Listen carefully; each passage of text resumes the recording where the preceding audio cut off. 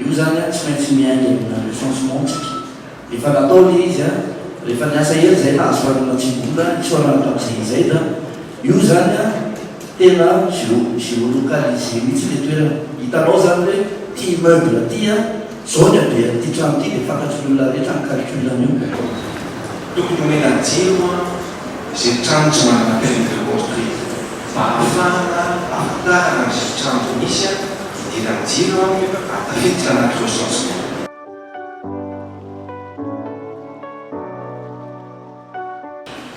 na tiana na tsy tiana ary za tena mivorona tanteraka niara-iasa amin'ny fitondram-panjakana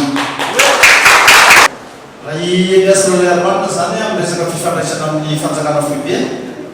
dia tiako no milaza amintsika rehetra hoe hafaliana amin'ny fanjakana foibe ny vakimbavany liasana ilay Allemagne amin'izany hoe fitantanana tanana zany samba hoe afaka miara-miasa ny ben'ny tanàna sy ny président de la république izay miara-mitsodrano rehefa natsaka ho ben'ny tanàna.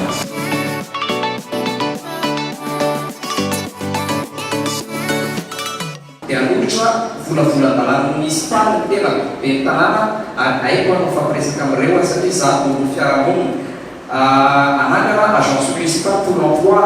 anamorana zany fanomezana asa dia za zany a dia hoterekom-pitiavana haiko no ifandraisalahatra amin'ireo hoterekom-pitiavana ny mpanomotsaina tanàna hoterenam-pitiavana ihany koa ny lehibe n'orinasa rehetra eo Antananarivo renivohitra mba ray stagiaire ny orinasa tsirairay